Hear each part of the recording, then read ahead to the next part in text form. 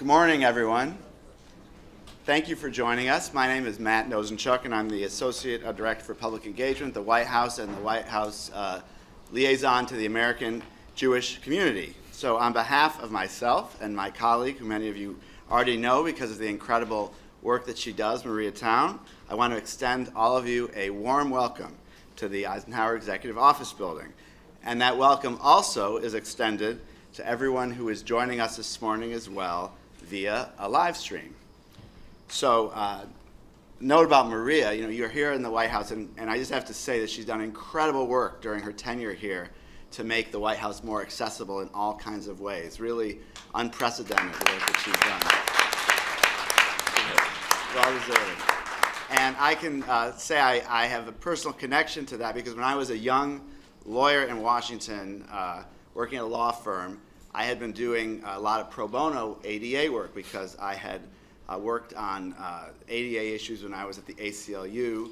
When I had a colleague, I was working in Chicago, she was working in Washington, Chai Feldblum, who wrote the ADA, and it was just being implemented at the time. And so I got a call one day from a young woman who was a junior White House staffer who used a wheelchair, and the White House was very inaccessible to her. And we came here and we looked at it, and she wanted us basically to sue the White House, which is not a very easy thing to do when you're talking about a historic building. So there are lots of hurdles to making changes in accessibility, and Maria has navigated those and is to be commended for it.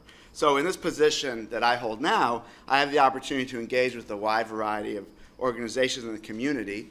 And one thing that's become consistently clear is that the Jewish community recognizes that there needs to be space for everyone who wants to involve themselves in Jewish life. Each of us is made in God's image, and it is fulfilling the promise of this fundamental teaching in our tradition that brings us together today. So we're also brought together because February is Jewish Disability Awareness and Inclusion Month. It's an opportunity to advocate for greater awareness and inclusion for people with disabilities and their families in the Jewish community. And I just met the founder of the month, and it's incredible that we created this wonderful opportunity, so thank you. Since 2009,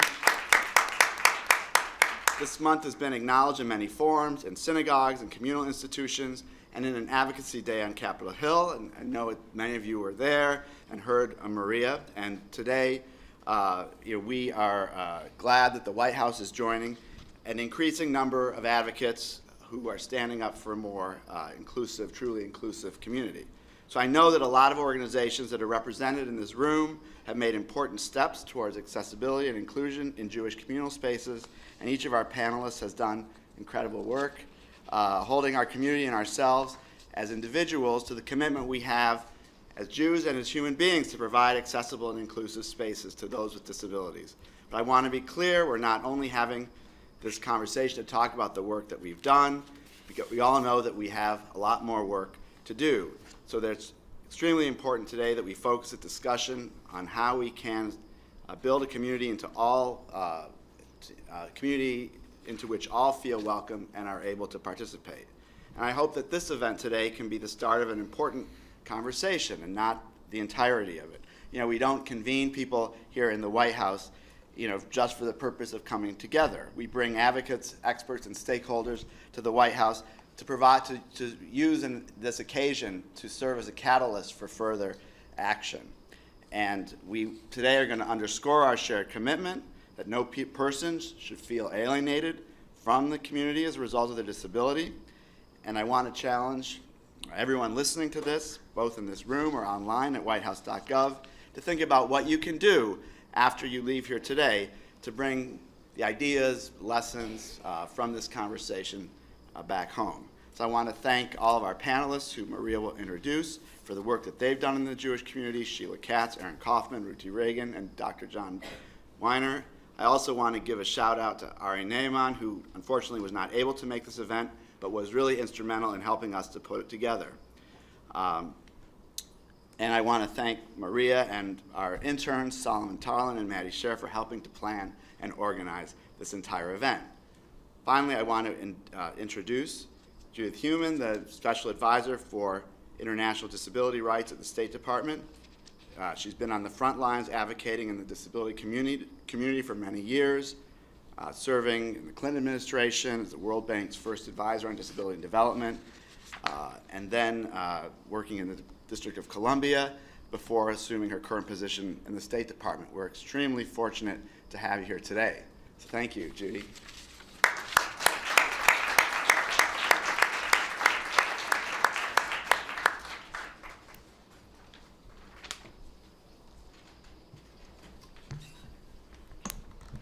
Good morning, everybody. It's really wonderful to be in a room with so many leaders. And each one of you could get up here and be on the panel to talk about your experiences. I presume most of you are Jewish, and people who are working to improve our world and our society. I think as Jews, we have an obligation to be working on repairing the world. And the mere fact that we still have to have a National Disability Inclusion Awareness Month speaks to the fact that within our own community, we still have a lot of work to do. Because certainly we shouldn't have to have a month which discusses why it's important to have a part of the Jewish community be able to be actively a part of Jewish life. So I think for all of us, I'm also the co-chair of a task force at Addis Israel, and Debbie Joseph, who is here, who's the president of the board at Addis. We've been doing work, as many of the synagogues have been doing, on the inclusion of disabled people. Zoe Gross, who's here, who's a member of our committee. We're talking about what we need to do beyond the built environment. In the built environment, I'm talking about people with all kinds of disabilities. Ginny Thornburg was the first speaker that we had at Addis when we started doing our annual event focusing on disability inclusion. And of course, for those of you who know Ginny, she's got a fantastic perspective on how we need to be moving on truly ensuring that all people can participate in religious life overall. I think what we are working on around the world is how do we get people to acknowledge the fact that a disability is a part of who we are. And within the Jewish community, I think we really need to recognize that we really cannot exclude anybody who wishes to participate in Jewish life. And our failure to not effectively include families who have children with disabilities, adults with disabilities, and people who are becoming older and have disabilities, I think is an issue we have to really continue to look at. And we need to more specifically, I believe, listen to the voices of disabled people who are really wanting to discuss how we feel excluded from participation in our communities. And I think that's really the critical issue. It's moving beyond the physical and built environment, ensuring that people have the accommodations that they need within the synagogue, within Jewish life, participating in Jewish activities, and in activities in general, because the Jewish community has an obligation, I believe, as I said a few minutes ago, to really be working on tikkun olam, repairing the world. We have a responsibility to be leaders, and as such, we need to listen. Those of us with disabilities, listening to people who have other types of disabilities, to really learn about how people feel excluded. Non-disabled people need to sit down and listen to us. They need to listen to us and learn more specifically about the issues that we feel separate us from being able to actively participate in Jewish life. The Ruderman Foundation, I think, is really to be thanked also for a leadership role that they've been playing, which I think is really unique because it's really looking at what needs to be done to ensure that barriers are removed to enable disabled people in the Jewish community and their families to be able to actively participate. And Jay's focus also on international issues, I think, is very important. So being at the State Department, I have the privilege of being able to work with governments and civil society organizations around the world, and to also look at some of the work that's been going on in Israel. There's some fantastic work that's going on in Israel regarding the inclusion of disabled individuals. Really good work, which I think is breaking important barriers, and is an example not just for Israel, but around the world. And I think it's also very relevant for us to have a better understanding of some of the work that is going on in Israel and issues like deinstitutionalization of disabled individuals. There's some very progressive work going on, which we could benefit from here in the US. They've also been looking at issues around violence against disabled individuals and how to work with individuals who have communication disabilities and can't communicate in typical ways in order to ensure that this population, which is more at risk for violence, is able to, in fact, have a way of expressing and being listened to by police and prosecutors and others. So I thank Maria and thank Matt very much. I think ultimately what these days are about is not just to benefit those of us in the Jewish community, but to also speak out within the United States in the religious communities overall, to really talk about how no one can leave anyone out. I think I'll end on a very funny story. Some of you may know that the Convention on the Rights of Persons with Disabilities, which is a treaty that was adopted in 2006 by the UN, and now has 160 countries that have ratified the treaty, not including the United States, unfortunately. However, they're through the American Association of People with Disabilities, is a religious group. And I went to one of their meetings a couple of years ago, and there was a list of all the religious organizations that were supporting ratification. Now, if you knew nothing about what was going on in the United States, and you just went into that room and you looked at this list, you would think that Jews were the majority in the United States. Because there were 22 Jewish organizations in support of ratification. Knowing that that's not the case, I still laughed because I thought it was really hysterical. And groups like the RAC, the Reform Advisory Council, who has also been doing fantastic work and doing some great work in leadership on the Hill, working with Jewish federations and others. So I really want to thank everybody for the work that you're doing. I really do want to say it's time for non-disabled people in the Jewish community to really sit down and listen, and really look at some of the issues that we need to really grapple with. The inclusion of people with intellectual and developmental disabilities, the inclusion of deaf and hard of hearing people in religious life, where sign language interpreters and other forms of communication are available, so that another population of people are not being excluded. We need to really welcome families. We need to make sure Jewish education is more welcoming of disabled individuals of all ages who can experience, I think, the wealth of information and knowledge and community that the Jewish community brings. Thank you very much.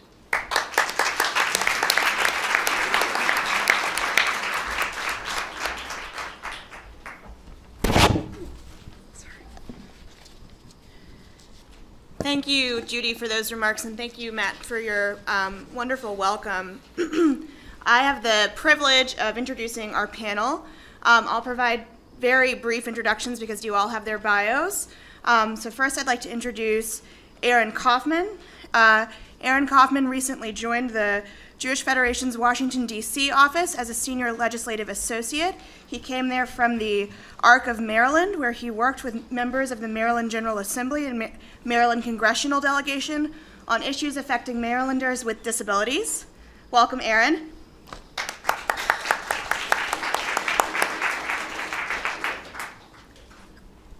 Next, I'd like to introduce Sheila Katz. Sheila is the Vice President for Social Entrepreneurship at Hillel International. And I just want to tell a funny story. I was privileged to attend the Ruderman Family Foundation Inclusion Summit and wound up sitting at the Hillel table where I met Sheila. And she was recommended as a panelist, and I thought this has to be the same person, and sure enough it was. So thank you, Sheila, for being here. Next, I'd like to introduce Ruti Reagan. Ruti is the co-founder of Anachnu, a organization working towards full equality of Jews with disabilities in the Jewish community, in which disability experiences can be fully acknowledged and honored. She is also the author of RealSocialSkills.org, a popular blog advancing Hillel's mandate to go and learn and practice that which is hateful to you, do not do to others. Last, I'd like to introduce Dr. John Weiner, who is the Executive Director of the Jewish Association for Developmental Disabilities. He holds a PhD in social welfare from the Wurlitzer School of Social Work at Yeshiva University. Thank you, John, for being here.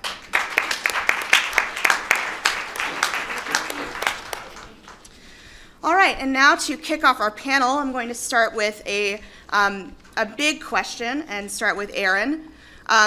Aaron, I'm sorry, why don't you all give a brief introduction of yourselves and talk about your connection to disability, and then answer the first question, which is, why should disability, accessibility, and inclusion be a priority for the Jewish community?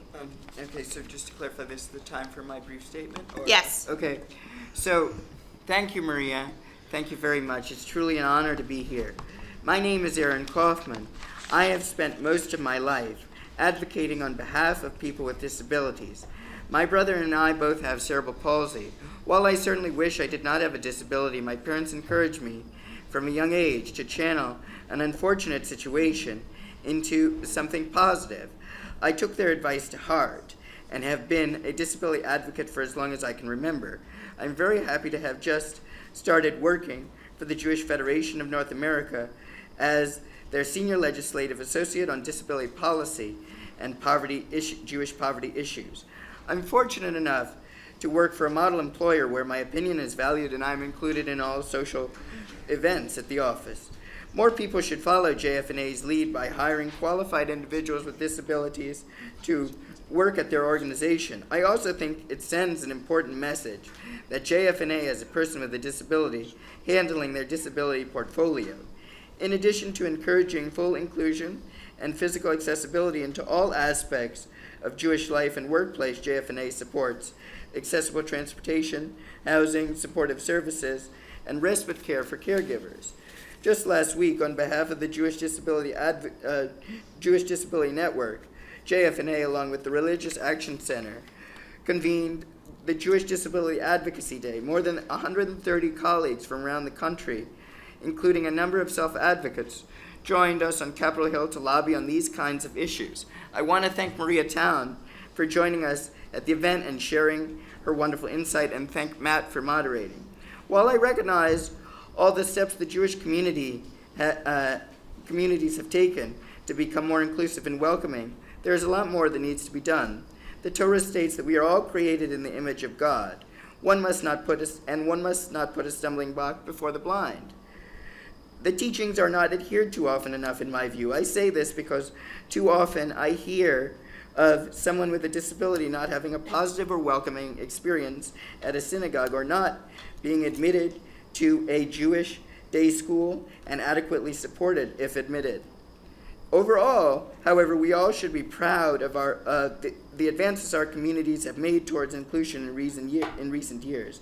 As we celebrate inclusion, however, ladies and gentlemen, we must also realize that sometimes it is acceptable for people with disabilities just to interact with other people with disabilities. This past summer, I took a birthright trip that was just for people with physical disabilities.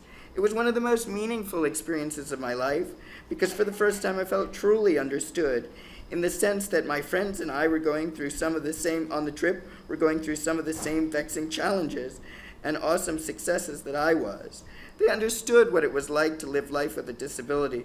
They did so in a way that people with disabilities often, differently than people with disabilities often do. This is a complicated issue. While our community is appropriately becoming less tolerant of segregated workplaces, the Jewish community should not always oppose setting up opportunities exclusive for individuals with disabilities, as we want to put a person with a disability in the best position to succeed and feel good about him or herself. A great step forward is occurring today with this discussion. The more we discuss inclusion and the challenges and opportunities surrounding it, the more second nature will become.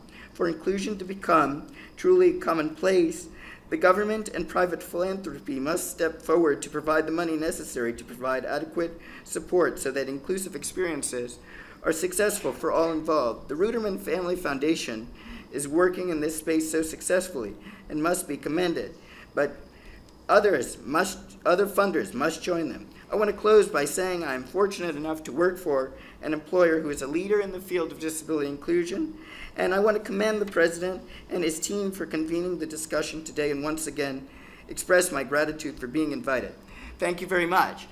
And in terms of Maria's question, why should the Jewish community be involved? It is simply because if we are not involved in making the Jewish community more inclusive, our community lacks moral fiber, and we are doing a great disservice to the Torah's passages that I have cited.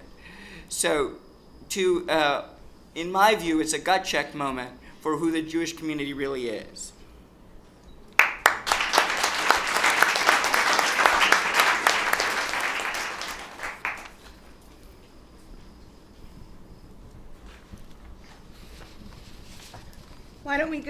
Why don't we go to Sheila next, and then go around through John and Ruti. Hi, everyone. First, thank you for having me. I'm excited to be here. I'm excited to represent Hillel International. I'm really, really excited. At some point, we'll talk a little more about what Hillel is doing around disability inclusion. But I wanted to just open with a more personal story, especially because I know my mother is watching the live stream right now, which is that when I was in high school, my mother's multiple sclerosis came out of remission. And basically, overnight, she had gone from working and being really the breadwinner to our family, to being in a wheelchair and going through something that she hadn't expected to do.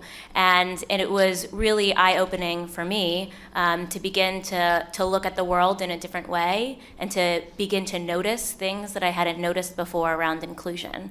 And once an experience like that happens to you or to somebody that you know, it's really hard not to become aware of those things. And so the brief story basically is that when she was ready to kind of re-enter the community with pride, having found a great source of love of where she was in a wheelchair at that point in time and not seeing it as something that was problematic or disabling, we did go back to our synagogue where both of us were very involved and found that there was a lot of barriers to entry, literally physically, but also that it took away part of the dignity of what she had and being able to so easily get there and go through the space on her own. And it really taught me from an early age that there's really two ways in which a Jewish community can act. And one is solely based on business practices, when we look at like spending the lowest cost on each person. And the second is with our Jewish values. And my work since then has really been in aligning those two things, whether it's been about gender equality in the workplace or being more inclusive of Jews of color. And this year we've really made a commitment at Hillel to be more inclusive of Jews with disability, which range from making sure we're more accessible for those with physical disabilities and also being more aware and inclusive of those with mental health issues and the unseen disabilities that are so prevalent on college campuses. So I'm eager to tell you more about these things, but in my mind, one of the reasons this is really important for the Jewish community is I believe we have to lead the way by making sure we're modeling what the connection is between business and Jewish values. I don't think we've done as much as we could do in this space. I'd like to say a few years from now we'll be leading the way, and I want to admit fully in this moment that we're not there yet, but I'm beginning to see in large establishment organizations and other organizations what it looks like to create the foundation for what we need to truly be inclusive. So thanks again for having me here, and I'll look forward to sharing more as we go through this.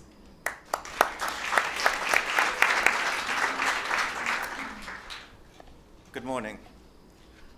Before I say thank you, actually, I want to say how honored I am. I feel almost as the father figure or the grandfather figure to this wonderful panel that we have over here, because I think that's one of the important things that we as people who work with disabilities, who have disabilities in the advocacy community, forget is that it's always about succession and moving on to the next generation. And when we can bring ideas forward from the younger generation to help us lead the way, they become our leaders. And I think that's what's so important. So it really is, as Judith was saying before, about listening. Listening to people who have disabilities, but also listening to people such as these young people on the panel, both with and without disabilities, but with experience that can really lead us forward. But I do need to say thank you. Thank you for organizing. Thank you for inviting. Thank you for coming. But most importantly, thank you for recognizing that we as a Jewish community and as a community with disabilities have come so far and yet have so far to go. We need to recognize that every individual has a gift to give to the community. And yeah, as a member of the human race, as a member of the Jewish community, some of us have disabilities, some of us don't. Some disabilities are visible and some are not. But we need to know that we each bring our personal piece to the vision of awareness, inclusion, and I think it goes beyond that, and acceptance. I think that it's very important that we bring our personal stories and our professional stories to the table. Personally, I come from a family that has been touched and blessed by disability at multiple levels. I have a niece who had Rett syndrome. I have a daughter with epilepsy. The commonality between my family experiences and my work experiences are that the people I work with, people I live with, the people that I love, are all in the community, which is so different today than from what it used to be. Judith, you mentioned, all the work that's being done in Israel on deinstitutionalization. I worked in Israel 25 years ago. I can tell you that the change is incredible. We have moved so far. We've learned from the States, we've learned from the rest of the Western world, but now Israel has what to teach the rest of the world.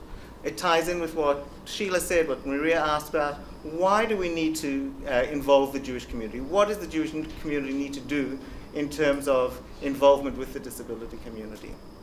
And finally, I'd just like to say that my professional life has been, since 1982, I believe, working with people with disabilities, whether it be blindness, whether it be the aged and infirm, or whether it be the intellectual disability community.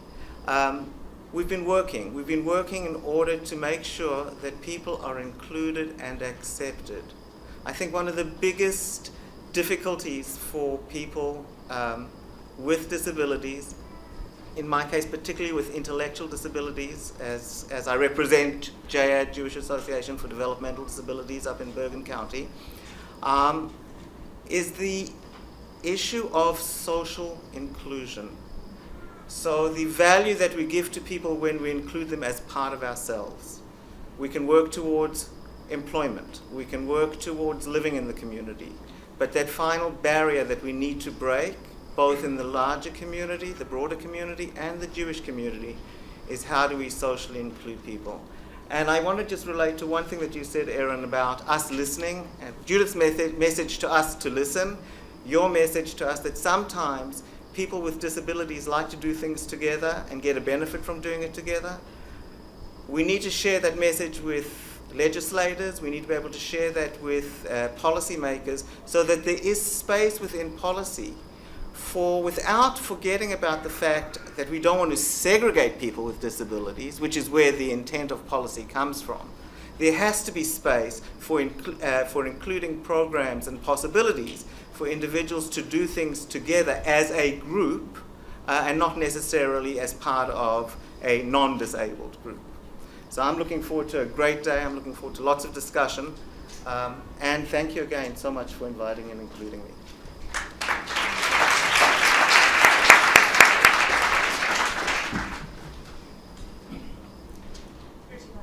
All right, 5 minutes? Okay. Hi everyone, I'm Ruti Ricken. I am autistic, ADHD, impaired motor skills, crazy, probably a few other things. And I'm here to tell all of you that I did not overcome disability and I have no intention of ever doing so. Instead, I went to rabbinical school and started an organization and started writing about some of the things that I thought needed saying, and that over 13,000 followers of my blog seem to agree needed saying. So I want to talk some about my organization. We're called Anachnu, which in Hebrew means we, because we're Jews with disabilities, and we would like the Jewish conversation about disability to be a lot more we and a lot less they. And when we say Anachnu, we mean three things. We mean we Jews, the Jewish community, people who have this relationship with this beautiful tradition we've all received. We mean we people with disabilities, Anachnu, which is another beautiful tradition that we've received that I think has created a lot of vital concepts. One thing I say is that the Torah taught me we're all created b'tzelem Elohim, in God's image. The disability community, which is often populated by people who are very alienated from religion and emphatically secular, taught me how to mean the belief that we are all created in God's image and have it mean something real.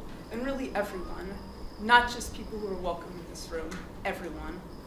So we think we're we on all of these levels, and also as Jews with disabilities specifically, combining our experiences, our concepts, our communities, our traditions, our history, both as Jews, as people with disabilities, because that needs to be part of the conversation, and both of those things are important, and both of those things are sacred. So we're committed to both the traditions of Rabbinic Judaism and the disability rights community. We think that disability has a lot to say about Torah. Torah has a lot to say about disability. We need to make sure we're listening. And so we have various projects. We do research, development, community building. We have a weekly Twitter chat about the Parsha. We're writing a Haggadah commentary informed by disability. And we also do community and professional training. So I'm going to say, and to address the question of why should disability, accessibility, and inclusion be a priority for the Jewish community, and I think one reason is because why on earth would we ever say that a large group of Jews doesn't matter?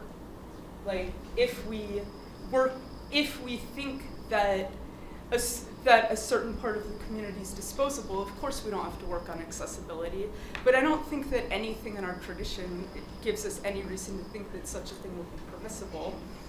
So, and I think that to some extent we have very clear guidance on this, both from the sense of b'tzelem Elohim, in God's image, and also in the sense of pikuach nefesh, which means the obligation to save and defend life. And isolation, segregation, lack of understanding of disability experiences is often directly life-threatening.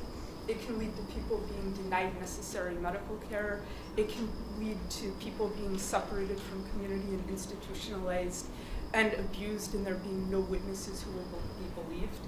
It can lead to people not valuing their own lives enough to see them as worth continuing. And it can be degrading, draining, and debilitating on a number of levels.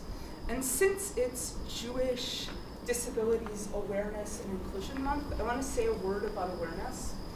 I think that awareness needs to be based on truth, and that the truth is that disability is a very significant physical and social experience.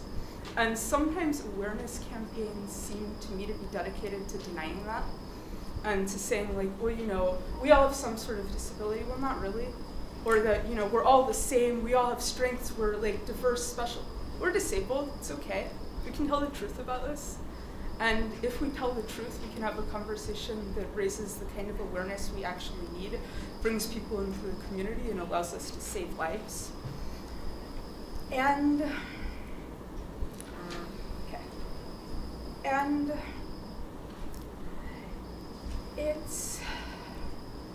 it's who we are.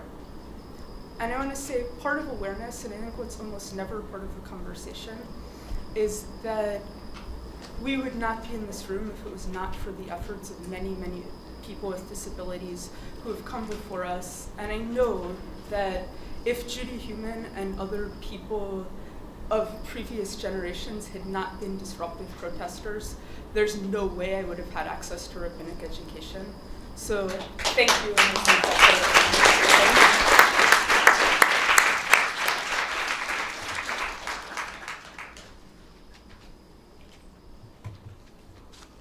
So now that we've had a chance to hear from our panelists and talk about the importance of prioritizing the issue, we wanted to ask next if you could each talk briefly about what you see as some of the significant barriers that people with disabilities in the Jewish community face. And I realize that there are lots of different ways of answering this question, but I think having those different perspectives on the table will help for our further discussion. So if each of you could address what you see as the barriers that people face in accessing the community.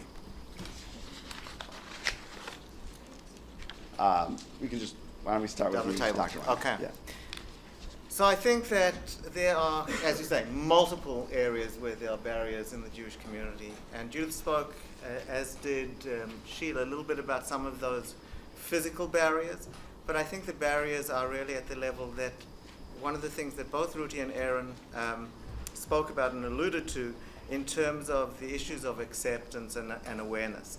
I think one of the reasons, actually, to go back a little bit to the last question, I apologize, is that exactly having someone like Ruti at the table is why the Jewish community needs to be involved and working with getting working with having accessibility and inclusion in the community. Because without that, we don't have rabbis and teachers and professionals who have disabilities doing and advocating for change. But I think the biggest difficulty, in my opinion, is really in terms of our concept of how the values of chesed, doing kindness, and tzedek, doing justice, works, and that they really work together. No one is a chesed project. No individual wants to feel like they are a chesed project. And it's about making it into the marriage, as our sages say it should be, between chesed and tzedek, that is the way to conduct ourselves. That is the moral obligation that we have to include people in the community. So I'd love to build off of this in speaking about kind of unseen disabilities, especially since I'm here representing Hillel. And if you don't know, Hillel is the largest Jewish campus organization in the world. There are 400,000 Jewish college students on campus, and we estimate that about 20% of them have disabilities of some sort to their own definition of what a disability is. And one of the things, particularly with mental health and wellness, that we're finding right now, particularly in a younger millennial generation, is this need to feel perfect online and portray perfection, which is actually really challenging to students who need to be able to say that they're not okay. And so I think a great barrier that we have right now is making mental health something that's not a stigma. And we've seen students all around the country, many of whom are in this room. I'm thrilled that so many college students could join us. Work on taking away the taboo and the stigma around mental health issues, because we have to be able to talk to each other about what's going on actually. When we say, how are you? And everyone says great and fine, we then have to ask, how are you really? Our Hillel professionals need to be equipped to be able to respond to students who are going through mental health issues, not in being the last person they speak to, but being a connector between them and counselors and people on campus. And so I'd say a great barrier that we're facing is just swimming against the stream when it comes to the portrayal that students want to have today, and younger people in general, about showing that everything's great and perfect when maybe it's not. And the other thing I just want to say about that which Eric Fingerhut, our CEO, pointed out at our recent staff conference, is that we hold Moses up as just like a really great example of a leader within the Jewish community. And those who study Moses know that he had a speech impediment and was still able to thrive. And it wasn't that one discounted the other and that he was a bad example of a leader. So the second barrier that I'm seeing today is actually around a lack of visibility around Jewish leaders talking about what disabilities they have and owning them. And the example I just want to compare it to briefly has to do with women in the Jewish community and an organization founded by Schiffer Bronsnick, Advancing Women Professionals in the Jewish Community. Because the reality is, when I started working at Hillel 8.5 years ago, when I looked at the landscape of who was running Jewish organizations, I didn't see anybody who looked like me. And that actually was a barrier into picturing myself in the role that I am now. And so in the same way, we've gone through a lot of work to make sure that women can advance in the Jewish community, that there are women on panels, and that we're seeing an increase in women taking on these leadership roles. We have to start looking at the landscape of who's running our Jewish organizations and working there. And if we don't see 20% of the people or know that 20% of the people have disabilities, then we're doing something wrong. And if we want to inspire a next generation of student or young person to really make a commitment in the Jewish community, I think we actually need to start talking about what we're doing to be more inclusive in bringing people into working in the Jewish community and also advancing them within the Jewish community to hold them up to great leaders like Moses.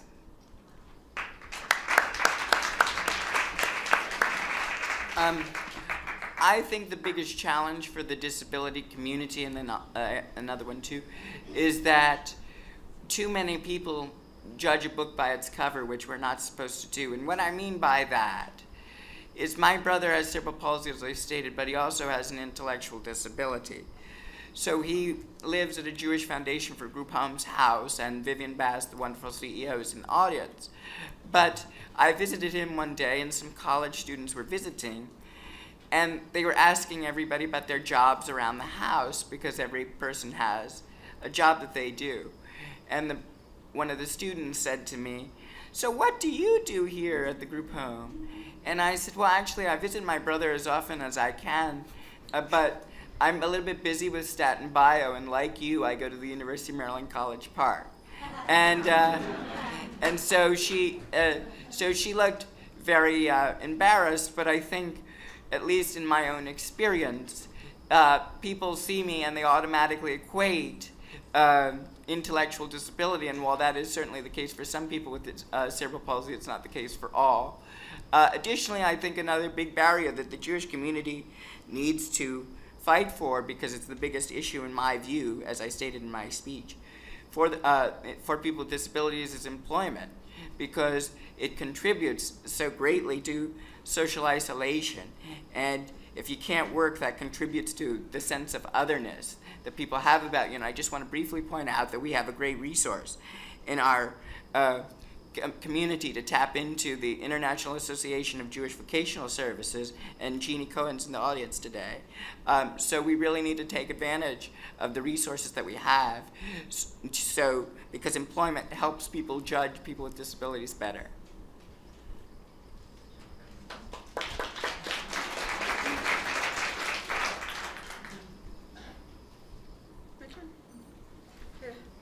First of all, I want to apologize to the caption users because apparently I was not close enough to the microphone. Am I now? Okay. So I think in terms of barriers, some of the barriers are the same barrier that is universal in all communities right now, which is that our entire infrastructure, almost without exception, was built on the assumption that the people in the room are all basically similar to each other, and the people who are significantly different in a way that would mean the room has to change need to go somewhere else, which means that we've been doing that for so long that we just don't have infrastructure that we need. We don't have skills that we need.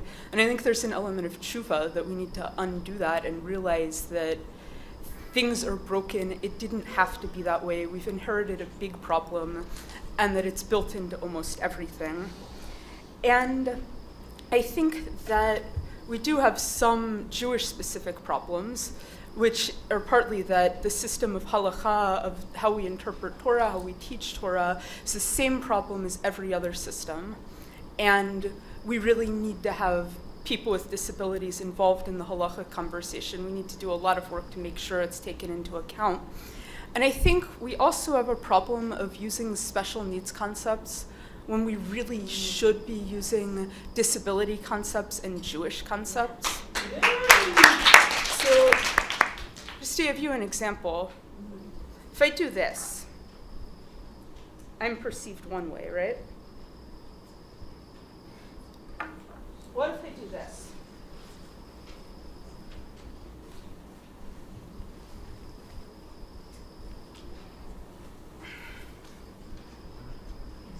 Same motion, same sanctity, you know? What if I do this? Yitkara v'yitkara shemei rabbah. You know, if I do that, I'm the shliach tzibor. And people have a reflexive reaction, whether or not they understand the words. We know how to value embodiment. We know how to value movement. And in a Jewish room, I'm never the only person rocking. So let's talk about disability and let's apply Jewish concepts, because we already know how to do this. So let's go do it.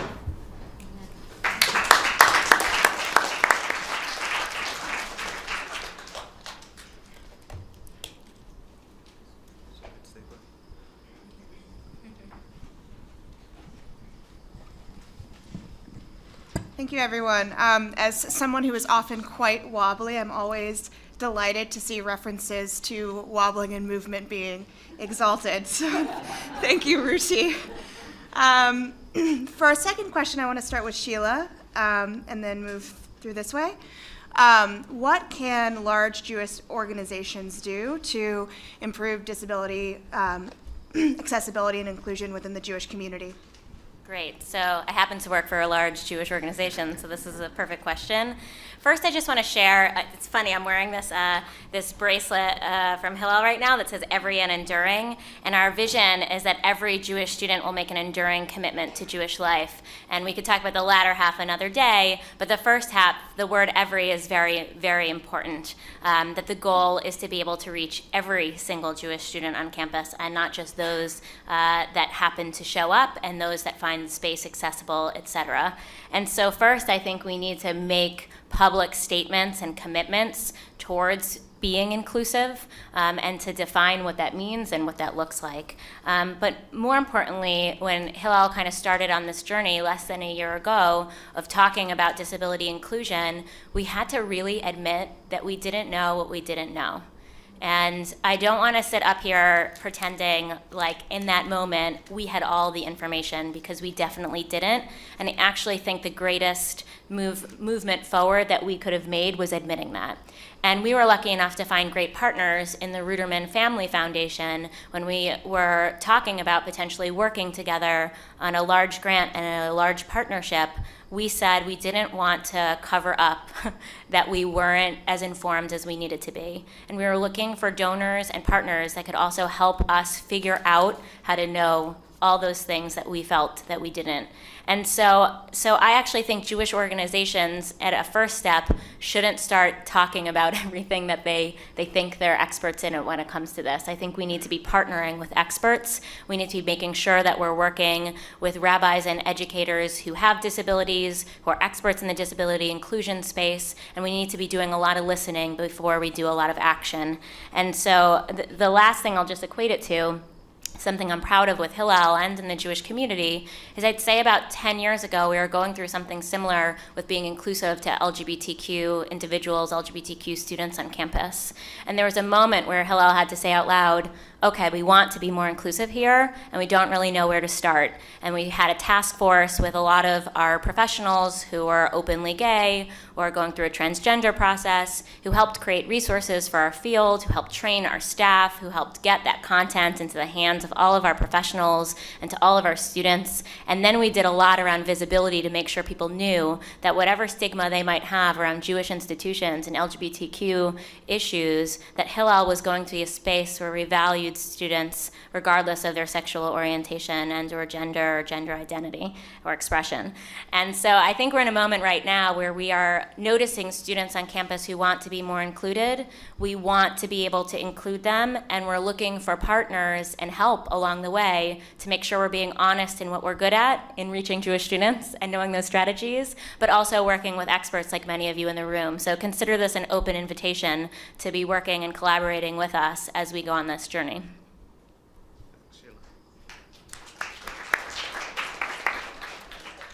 So following on a little bit with what Sheila said, I think that certainly working for a mid-sized organization up in New Jersey and working almost entirely for people with intellectual and developmental disabilities in the Jewish community, what we need to do is actually accept that disability is broad. It's not just one type of disability. So there's a partnering that needs to go on.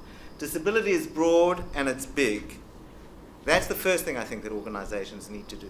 And then I think we need to think small. And we need to think individual. And that's really what organizations need to do. And then, as Sheila was talking about before, we need to partner. We need to collaborate as much as possible with any other organization, whether it be organizations who are not necessarily disability focused, but who may have the same goals, such as housing. Housing is a major need for individuals with disabilities, particularly as it relates to low-income housing.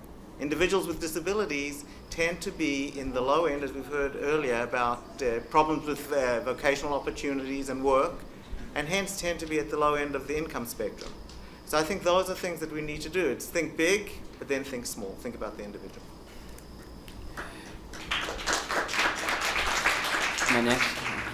I think the first thing we need to do, to echo what Mrs. Heumann said, was that we need to listen. I don't mean to be harsh, but I find that people without disabilities who are disability advocates, and we need our able-bodied allies, out of a generosity of spirit, come up with preconceived notions and are sometimes doctrinaire about it, unintentionally, just out of generosity of spirit. What I mean by that is, when I spoke of my birthright trip earlier, when I spoke to I talked to somebody afterwards who's involved in the Jewish community, and said what a wonderful trip it is, and sent her something that I had written about it. And she said, "I'm really glad you sent that to me, Aaron, because I was going to advocate that we only have inclusive trips." So I think you really need to listen to people with disabilities, and I'm hoping that the 151 federations that I'm honored to have as clients do a lot of listening. And I also think we have to, frankly, realize that to do inclusion right takes money. So you have to have a leadership that everybody can say, oh, we're all created in the image of God, and that's wonderful. But if they're really serious about it, they have to put money to it. So I hope that the federations and all the organizations around the country continue to devote resources to it.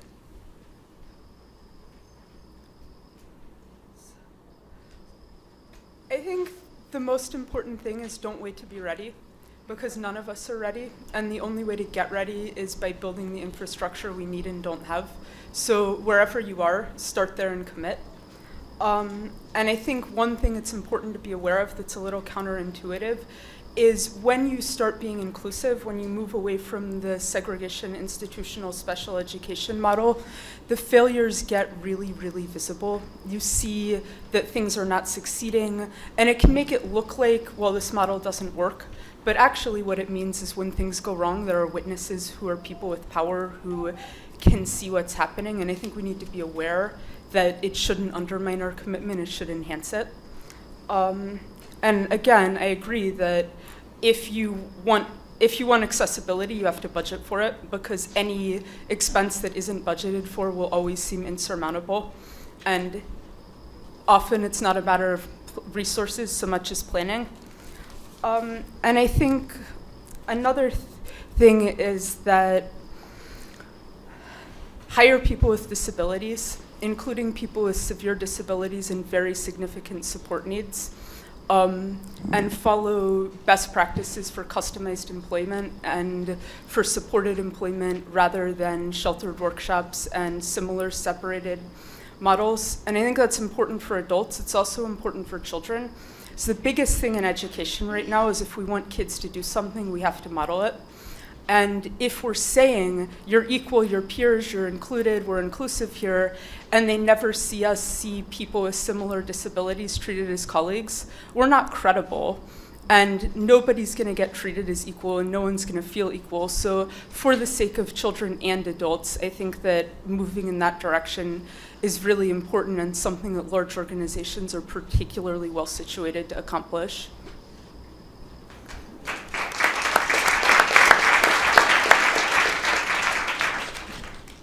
Thank you very much. So I think we have so much expertise in this room. Many of you could have been on the panel today. We have a very small audience and a very large panel. So we want to make sure to give folks opportunity to ask questions or make comments. So we have a mic over there on that side of the room, or we can come to you. So if folks we want to open it up now to your questions for the panelists or comments. Right, mics on both sides. Yeah, sorry.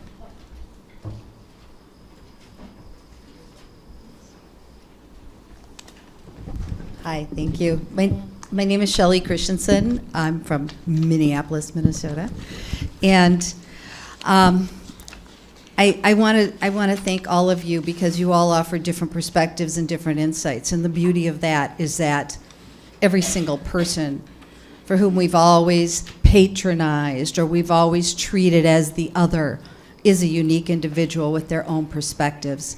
I want to say this. Back in 2001, when I started working in Minneapolis at the Jewish Community Inclusion Program for people with disabilities, I called a congregation and I told them, we have this great program and we're going to support you and we're going to work with you to help foster an inclusive environment. And the person who answered the phone said, that's wonderful. We don't have people with disabilities here. In 2009, first Jewish Disability Awareness Month started. It didn't start to create a movement. It just started with 4 communities that wanted to do programming and feed off of each other. And now here we are, Jewish Disability Awareness and Inclusion Month. It's resonated. Why has it resonated? The reason this has become a thing, there are 2 reasons. One is communities and organizations are saying, well, we should do something. This is the right thing to do. We get it. The other reason that it's resonating is because the issue is growing and growing and growing, and too many people are standing outside that very door waiting to come in. Why any Jew should have to wait to come in to the Jewish community to participate in, as John said, as an individual, contributing, participating, seeking comfort, seeking all the things that each one of us in this room want and hope we get from our Jewish community is unconscionable. And so the challenge for all of us here in this room is not to go back and say, I went to the White House and this is great and thank you for doing this. The challenge for us is to go back and think about who really is in the middle of all of this. In the middle of all this are the people who live with disability, who need not our help, our charity, our mitzvahs to participate, who just need to be asked, need to be part of a relationship so that people can live the kind of quality of Jewish life and ordinary life that they wish.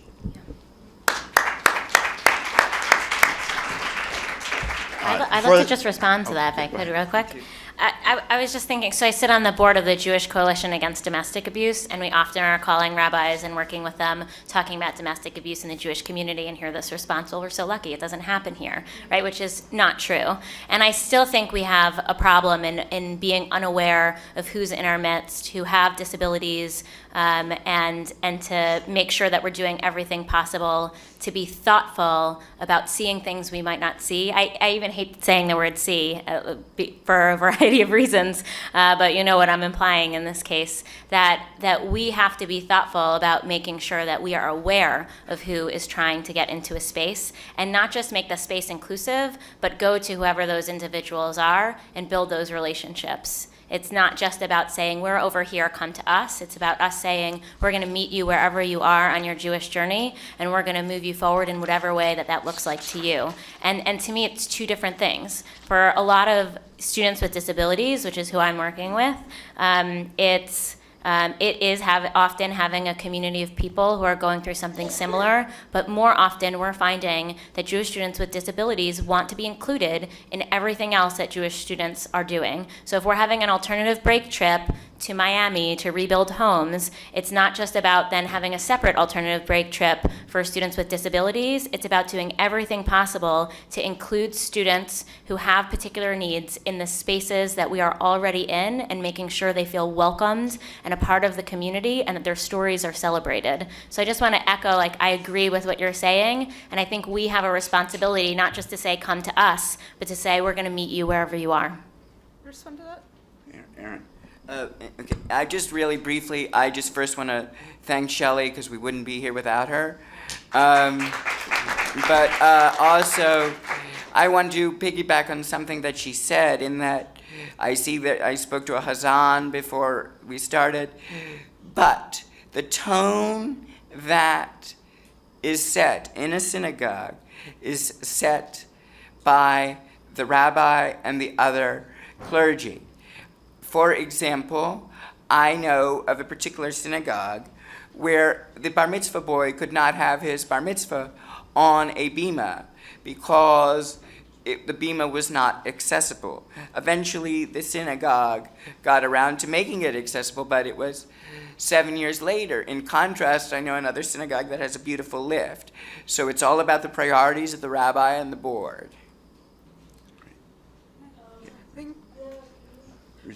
Svenja, really, from the issue of clergy, one of Anachnu's projects is working on developing curriculum and training for disability-informed spiritual leadership for rabbis and cantors, for exactly that reason, because we're in the position where we set the tone, and there are certain things we need to know if we want to be able to serve people in the way that they need us to.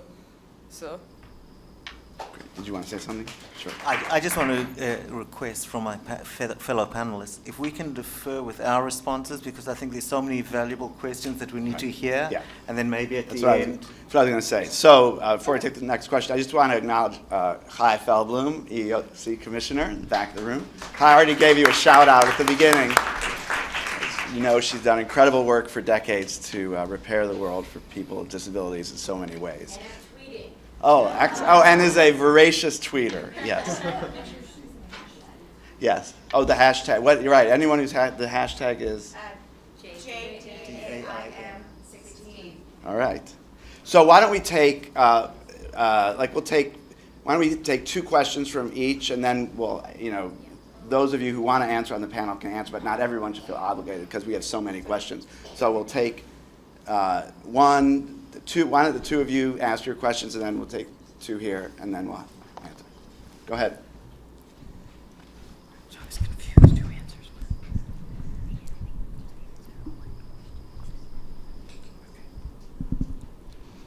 Yes, hello, my name is Jane Feldman, and I first want to thank the White House for hosting this very important convening. I think it's a perfect time for this convening because it is the 25th anniversary of when the ADA was passed right here in this very space in the White House. Because of the ADA, so many wonderful things have happened. We have more access to interpreters in the workplace, to services that we need. When we ask for interpreters, very often they're provided, which is wonderful. However, when you look at the religious community, they don't have something akin to the ADA. So the religious community has never passed something like the ADA. So from a deaf community perspective and from our experience, myself growing up going to a synagogue, I was never provided with an interpreter. I asked for an interpreter for my bar mitzvah, was not provided. So my family actually left that temple. I've lived in 5 different cities since I graduated college, and all of those temples have refused to provide interpreting services, just flat out refused. I could not get interpreting services. And this is a very common experience in the deaf community. Many deaf people are leaving the Jewish religion because they simply can't access the information. They feel then it's not worth it to try to be part of that community. So being here as a representative of the deaf Jewish community, maybe you can help us address this. I can ask for your help in addressing this. The deaf Jewish community needs access. It needs services to access communication. So writing on what Aaron said, it really is about resources. Interpreters cost money. I have been asked to pay for membership and then also to pay for interpreting services, which is really about the same as the cost of membership. So if you can imagine, that's a double hit. There are interpreters. We need interpreters for both deaf people and hearing people. So it's not just something that's provided to the deaf person to be able to access talking to the hearing person. The hearing person gets to benefit from that provision of services as well. Many religious institutions, more and more, are now asking for volunteer interpreters to help out, which is a step, but again, now that we've got the ADA, we've got to look at how religious services and religious events can be part of that. So maybe I can ask the panel or anyone if there are any suggestions for solving this communication access issue to make sure that the deaf community feels welcome in the Jewish community. Great. Next question. Thank you.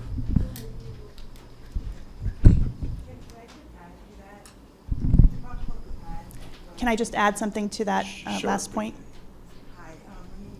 My name is Susie Rosen Singleton, and I am also echo Shane's experiences with being rejected repeatedly from synagogues. I had to locate one that wasn't one that I would necessarily have chosen.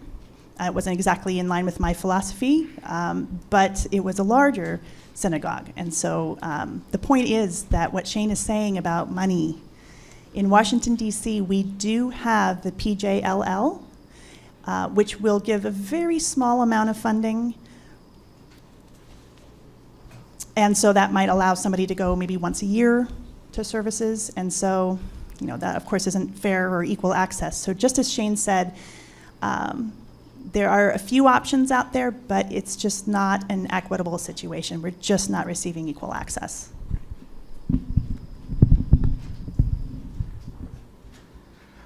Hi, I'm Larry Bram. I guess I'm here today with my parent hat on. And my daughter, Sarah, who Aaron knows well, was really always the first almost everywhere she went. And so while things were okay, literally at a camp, they paved a road so she could get into a cabin. Literally the first person who used a wheelchair. But what we saw was it was always, okay, so we've got Sarah, how do we put her into what we're doing as opposed to a universal design? So once Sarah left, the next year it would be the same thing. The next person, they'd have to redesign. So what we don't need is just access. We need re-engineering. We need to re-engineer how we start. I think that's really Rudy's concept as well, that it's a systems change, an attitude change about designing from the ground up to be accessible for everybody, not how do we include individuals. And I think that's been the biggest changes. I spent 2 years finding a trip to Israel for my daughter. Any non-physical disability would have been easy. But I talked to the head of B'nai B'rith, we do camping, we do this. They weren't, they felt guilty. I guilted, shamed a lot of people. But it was only the Orthodox Union who actually designed the trip to be fully, really inclusive. And I think, and now we've got, birthright. But again, it's people have to be willing to change what they do to get the same experience a different way when needed. So why don't we take cut 2 from here, and then we'll go to the panel.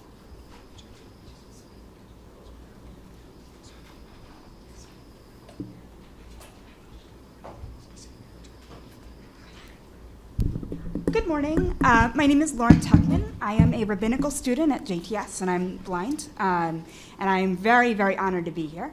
My question is very similar to that was posed by the deaf folks earlier with regards to access, because similarly for blind folks in the Jewish community, we have a real issue with lack of Braille.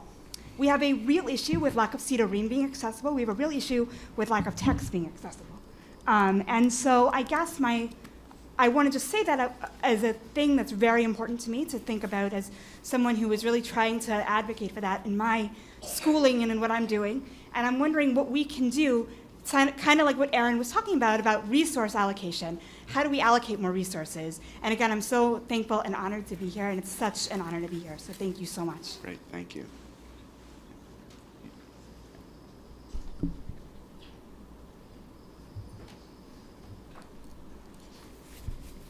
Good morning. My name's Stephanie Slater. I feel honored to be amongst all of you today. I work at Addis Israel in the preschool, and I mentor another preschool through the Matan Institute. And what I do is mostly around early intervention and early identification, and I'm proud to say that I've been there now for 14 years at the preschool, and we have about 20% of our children are disabled, and I work really hard, and I feel very lucky because I get to be with little people all day. And I work really hard with the teachers to create an environment for these children that is natural and where they should be. And the question I have for you, because one of the hardest parts of my job and something that I'm always faced with, I think, is the fear of the parents of the non-disabled children. And all of the children are thrilled to be together in class, and thank goodness for young children, they don't see the differences, but the parents do. And so my question is, how would you counsel parents to understand, because I think that's where it really needs to begin in these young classrooms, learning alongside their disabled peers and seeing nothing different. So I would love to hear how you would counsel parents. Great. So who wants to start? We don't know. Okay. Okay. So I'm going to jump in right over here because I think that there's so many pieces that deal with so many aspects of disability, whether it be education, whether it be community inclusion, whether it be how do you counsel a family member. I think the important piece to remember is that when we're talking about social justice, we're talking about equity, we're talking about fairness, and I think it's really important, and equality, and I think it's really important to remember that there is an unequal distribution of resources. Everyone has brought up the piece about resources, the dollars. How do we pay for this? As a community, we need to understand that resources are distributed unequally because different people have different needs that need to be met. But if we see it as a community responsibility and not as an individual responsibility, we can do it. Because what happens then is the fee for that interpreter is not placed on one individual, it's placed on the community. And so the cost of that additional membership in a synagogue of 200, 100, doesn't matter what, is spread over that number of people. So I think that it applies to education as well. How do we educate our kids? It's the same way. We're talking about full integration into Jewish educational systems. It needs to be there. There needs to be a change in how we look at how do we pay for things. We can do it. And finally, in response to the piece about family members, I think the important piece to help parents understand is that we all learn so much from each other. It doesn't matter who we are or what we are, how we define ourselves or how we don't define ourselves. Socially, we learn from being with each other, and their children who are with other people's children learn from them. And it doesn't matter what, we learn how to be better people. And if you can just take one example of how one kid might have learned something, I think we've done the job. I think you can quite easily share with parents.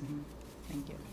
I first wanted to answer the preschool teacher's question and then answer Larry's question.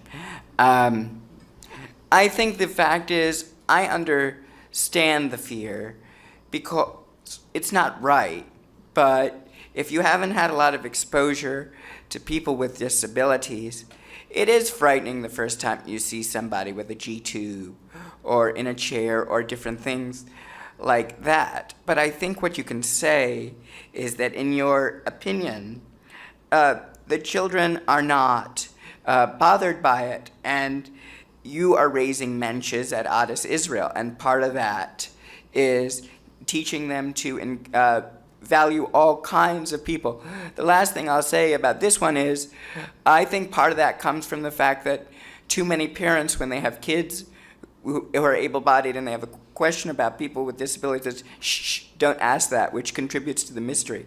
And in terms of Larry's question, I think it's wonderful that Sarah has been an educator, because as a person with a disability, it's not a role I sought, but it is a role I have to educate people with disabilities so that, yes, it may be a hassle for me, but for future generations or even the next year, it's better. I also think education with a smile is important, because sometimes people think that people with disabilities are too militant, and I fall into that category occasionally. So education with a smile is important so that they don't get a bad taste in their mouth about all people with disabilities. So, I think there's so much there, so thank you for all of those questions. And I think part of the answer to all of this is accessibility is part of the cost of doing business. That's what the ADA says, and that's the standard that secular businesses and secular organizations, secular schools have to follow. And the reason there's a religious exemption is so that we are not coerced into doing things that are religiously prohibited. So if we're denying access to captioning, access to sign language interpretation, access to Braille, that's kind of implying that it's somehow like against our religious principles to send resources on that thing. And I think the operative concept there is that's a chilul Hashem. That's a desecration of God's name, and it's not an appropriate use of the exemption. And getting back to the issue of talking to parents, I think that's really complicated, but I think part of it is that kids do notice difference. What they haven't learned yet is that it's unspeakable, horrifying, and something they need to run away from. So I think talking about the fact that it's okay, we can have these conversations with kids. There might be awkward moments, there might be difficult things, but a lot of things are hard for young kids in preschool. Like, they struggle with sharing. Like, you know, if you can teach a little kid how to share and not fight when they're angry and not hit people, you can teach them to understand what a G-tube is and that they don't need to freak out about it. So I think that's the framing that I think is most effective, rather than just like acknowledge that it matters and that it's okay, we can deal with it, it's fine. Thank you. So I just want to add, I'm not going to answer the question about parents and families, but Shane and Lauren in particular, my heart breaks when I hear you say that you felt excluded.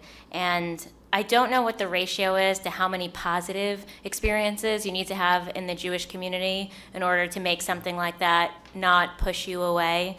But I imagine you can have unlimited positive experiences, and it just takes one moment, one negative experience of feeling ostracized or excluded to really push you away. So I'm thankful you're here, and I'm thankful for your question. And so first I want to admit that I've been somebody who's perpetuated some of those challenges, that there have been people who have come to me saying they have felt excluded as a result of something that I hadn't thought of. And I want to name that because I know we need to be better. And in particular, I know that Paula Tucker is here from Hillel Gallaudet, and she just sent me an email just the other day saying, you know, Sheila, Hillel's been pretty good at captioning all the videos, which was something we tried to do. after it was brought to our attention that our videos hadn't been captioned, and we recently partnered with another organization on a video that turned out incredible, and she pointed out to me that it wasn't captioned. And the question to me that was asked is, why isn't that a part of the partnership standards that when you work with another organization, in the same way we say we don't speak on panels unless there are women, that we need to also start having a set of criteria that we don't work with other organizations unless X and Y and Z. And so one of those things that I'll commit to today for Hillel is that we're not going to be working on promoting videos on our Facebook page, which has over 100,000 followers, unless we're doing our part to make sure that we're captioning them. And so I think these small changes can add up. Thank you. Just two other quick things. One is organizations spend money on the people and the things that they find valuable. And whether it's an intentional statement or not, we make a statement when we're not spending money on those things. And it's not just the part of amazing philanthropists who I hope continue to give Hillel lots and lots of money. It's not their job to be paying for these. These are the basic things we ought to be doing, and we have to make noise, and we have to make sure it is known that this is not something that should be seen as amazing. This is just the basics that we need to be providing, and all of our organizations need to start in the same way that they're giving family leave and in the same way that they're providing vacation or whatever it is, saying that we have a responsibility when it comes to being inclusive. That responsibility costs money, and it's better for our community in the long term and in the short term for us to be committed to that work. And the last thing I just want to comment on to Larry is that I was just excited that University of Florida recently had a program where they partnered with a camp that focuses on younger people with disabilities, Camp Living Wonders, and they brought them into the Hillel, and they basically did something like a hackathon, a day of re-engineering, where they started talking about what it could look like to redesign particular aspects of both Hillel and the camp to be more inclusive of young people with disabilities. And so since hackathons are so popular right now on campuses, since entrepreneurship is something that students want, I actually think we have a way in combining the disability space and students' drive for innovation, and to actually put the challenge back on them and back on the community to say, what are we going to do to redesign the programs, to redesign the spaces, and to redesign our community to be more inclusive. So that was just like a positive example that I think happened recently that I believe will serve as a model for other campuses and for our work. So thank you, Shelly. So we're coming up on the end, so maybe we'll take one more from on each side, and then I don't know if our panelists can stick around for a few minutes after we're done. You can come up and ask additional questions. So, here and there. Thank you for this wonderful panel and discussion, and thank you to Maria as well as the White House staff for organizing this wonderful day. I think it needs to be happening. But my question is, given that I work in the policy arena, I know that the ADA doesn't cover religious institutions, and so is part of this. And I'm really grateful for the ADA, I should say.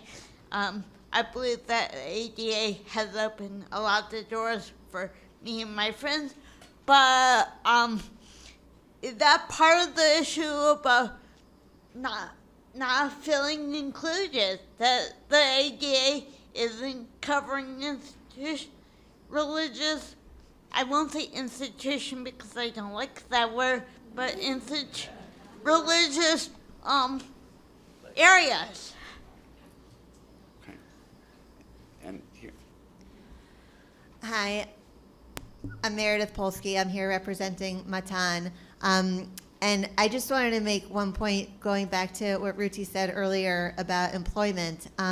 So when we started Matan 16 years ago, Matan means gift in Hebrew, and we really felt like we were working towards providing each child with the gift of Jewish education, regardless of ability. And what we've really come to learn in the past 16 years is that it's quite the opposite. It's the gifts that every child brings to the community. And Ruti, I don't want to make you all jealous, but she's our rabbinic intern at Matan. And she brought up a point today that was a real aha moment for me in the time that she's been with us, and that's about employment and the fact that we're not modeling. My field is with children, so we're really, not modeling for children what inclusion looks like, which is a huge problem. But I actually want to flip that also and say it goes far beyond the modeling, because just like we've learned what all the children, all the gifts that they have to bring to the community, our organization has never been propelled further to do better than we've been by having somebody with a disability on our staff and on our board as well. And it reminded me what Shane said about having sign language interpreters, not just to benefit the people who can't hear, but to benefit the people who can hear, so you can have conversations together. So thank you, Ruti, for bringing that up, and thank you to everybody for all of the work that you're doing. Great. So for our panelists who want to answer the question, I would be remiss. Hi, if you want to just talk about the ADA and the religious exclusion, I'm happy for you to come up and say something as well, because I can't not have the person who helped write the law not say something here. So I'm Chai Feldblum, one of the commissioners from the EEOC that helps implement the ADA. And religious organizations are not excluded on the employment section of the ADA. So I really hope all the Jewish communities are educating people with disabilities and allies about the protection that exists on employment. In terms of Title III of the ADA, which is the public accommodations access, where you would get interpreters, where you would get materials accessible to those who are blind, that was, and I just tweeted it, a compromise that I always hated, compromise that I think it went further than we needed to go in terms of getting the law passed. And I encourage all of you to think about the policy possibilities of, at some point, asking Congress to amend the ADA 25 years after the fact to deal with a number of the exclusions and a number of the compromises that happened then that I think with the change in society now, we could, even with this Congress as it is, potentially get some of those changes. Thank you. Any final thoughts on the questions from the panel? I'd just like to say one thing, and it's come up a number of times during this morning, and that's about our striving. As a Jewish community, it's a Jewish thing for perfection. Everyone is perfect. Everyone is perfect. Well, hate to tell you folks, we're not. But what we can do, and I read this somewhere last week, is that even though we're not perfect, there are many pieces around of all of us. And the best mosaics are made up of multiple pieces. And that's what we as a community have to do, is to put those pieces together to make a beautiful mosaic that's going to be the fabric of our Jewish life.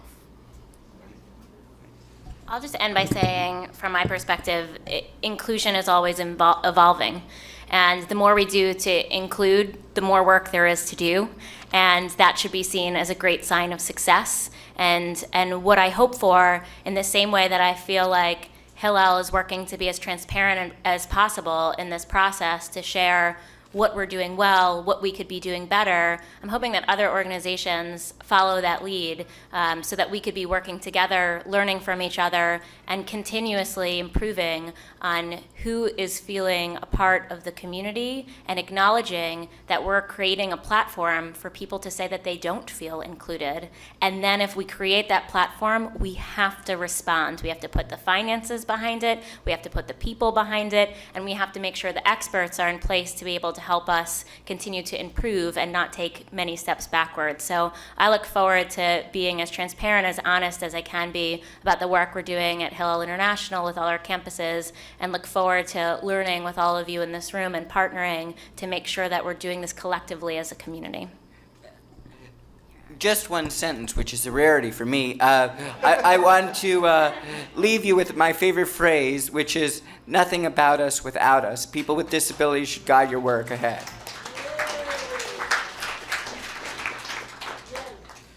So I just say it's not so much about feeling excluded. I think it goes beyond that to being excluded.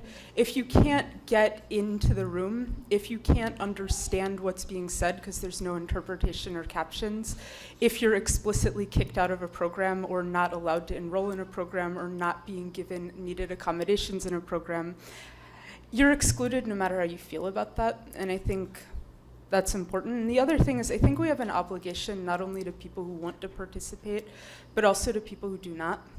Because a lot of people have given up, a lot of people are alienated, a lot of people don't feel safe, a lot of people don't see the point anymore. And I think that we have an obligation to build a place they can come back to and to build trust and to show that this can be something that can be good, a place where they can be. And I think that needs to be part of it too. And also, thank you everyone for those questions.